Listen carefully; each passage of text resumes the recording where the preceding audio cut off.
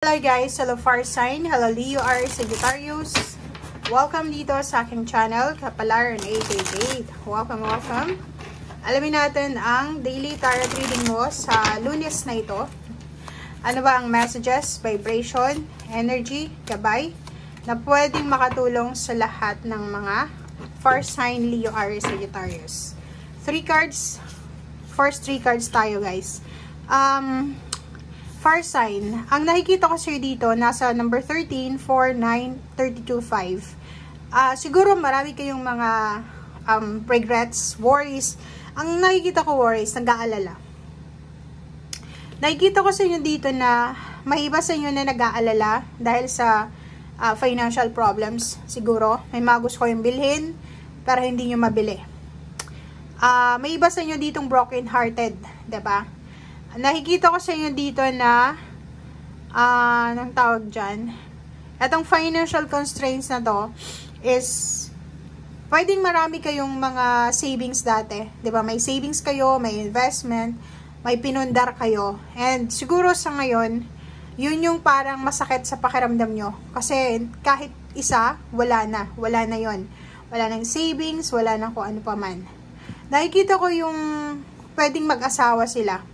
It's either pareho silang fire sign, Leo, Aries, Sagittarius, mag-asawang parehong Leo, mag-asawang Leo, Aries, Leo, Sagittarius, or Sagittarius, Aries, parang ganon.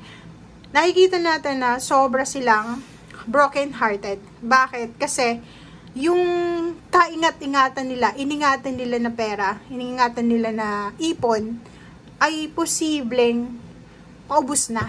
Parang ganon.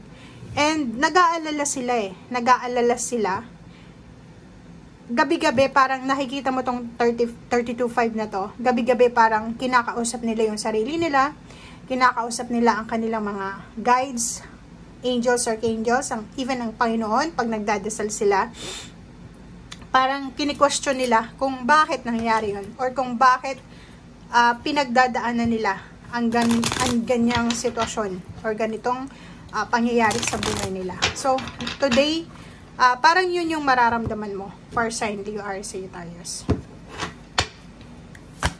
Okay, everything's okay. So yun, fire sign na sinasabi ng baraha, nag-aalala ka sa pera, nag-aalala ka sa relationship, family life, or kung ano man yan na inaalala mo, huwag kang mag-alala. Don't worry, lahat ay magiging okay. Everything's okay.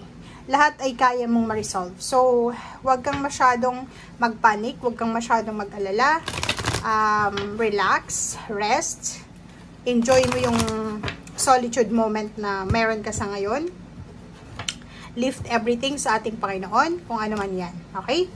Battle of the Blues, yun. Eto na siguro, parang sinasabi ng bara sa'yo dito, fire sign Leo, Aries, Sagittarius na, etong mga nangyayari sa'yo ngayon, scarcity, problema sa pera, trials, paghihirap sa pera, literal, relationship issues, family issues.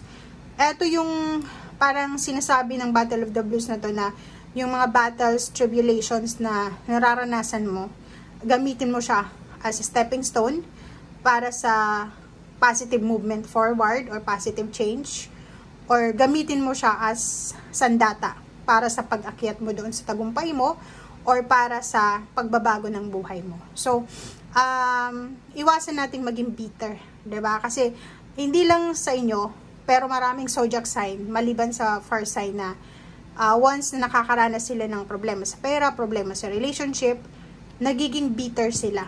So dito sinasabi ng barahan na huwag kang maging bitter, okay? Instead, gamitin mo tong stepping stone, itong mga nangyayari sa iyo or inspiration para 'di ba, ma-overcome mo kung ano man ang mga nangyayaring hindi maganda sa buhay mo.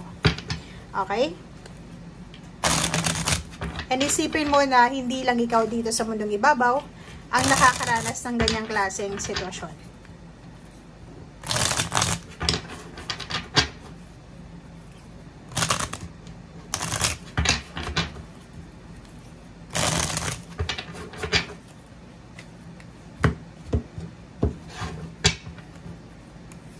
Okay, first card natin sa fourth deck ay is Page of Wands. So, yun.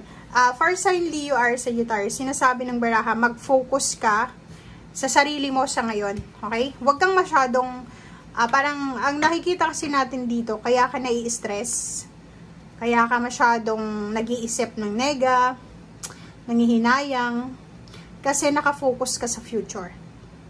Nakafocus ka sa kung ano yung pwedeng mangyari sa'yo sa hinaharap. Dito sa baraha na to, sinasabi na huwag kang mag-alala, kasi wala ka mang trabaho sa ngayon, or wala ka mang project sa ngayon, or siguro naghihirap ka financial, ang future mo dito is nagsasabi na magiging sobrang sipag ka sa susunod na mga buwan na taon. So, ibig sabihin, may positive change dito. Kung unemployed ka ngayon, pwedeng magkaroon ka ng work. Kung dati ay may trabaho ka, pwede ngayon wala kang trabaho. So, sinasabi ng barahan na bilog ang mundo. Ano man ang pinagdadaanan mo sa ngayon, seize the moment, enjoy the moment, positive or negative man yan. Kasi darating ang araw, darating yung hinaharap na may trabaho ka, stable yung trabaho mo, stable yung pamilya mo, stable yung relationship mo, stable yung mindset mo, may travel kang gagawin, magpapatayo ka ng bahay, may housewarming, may wedding anniversaries, may wedding plans. Ang dami ditong stability and balance, prosperity and abundance, and security na posibleng mangyari sa'yo. Okay? So, doon tayo mag-focus sa kasalukuyan. Okay? Mag-focus ka muna sa kasalukuyan sa ngayon. Wag na wag kang mag-focus sa future. Kasi yung future, sinasabi sa'yo na magiging maayos yung future mo. Pero yung future natin, nakadepende yan sa kasalukuyan. Kung ano yung ginagawa natin sa ngayon, ang result niyan is future.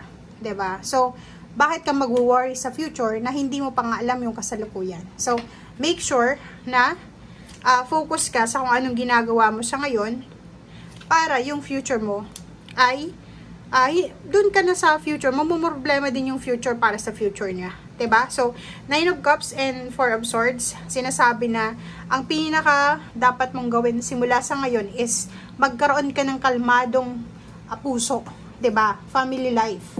'Yun yung pinaka-importante sa iyo for sign Leo or Sagittarius, is mag-focus ka sa emotional mo.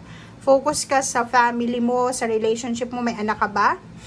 Especially sa emotional, psychological, mental. 'Yun yung pinaka-importante sa iyo sa ngayon.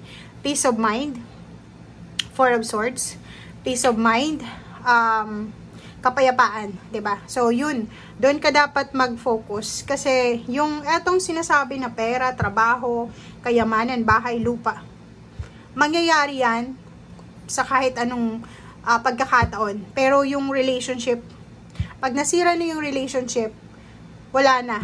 And especially, like, kung pinupurso mo ngayon is financial success, tapos tinitake for granted mo yung relationship, once na nakatungtong ka doon sa success na yon, wala na yung mga pamilya mo, wala ka nang, mag-isa ka na lang, hindi mo may enjoy itong financial success na to, kung yung emotional mo is wala na, 'di ba? So, dapat balance. Okay? Isama mo itong pamilya mo na to sa pagtatagumpay mo, or balance. Yun. Kasi, ayun na nga, yun na nga yung sinasabi ng baraha sa'yo dito. So, ikaw lang yung makaka-resonate dito kung alin dito. Okay? So, thank you guys and see you again. Bye!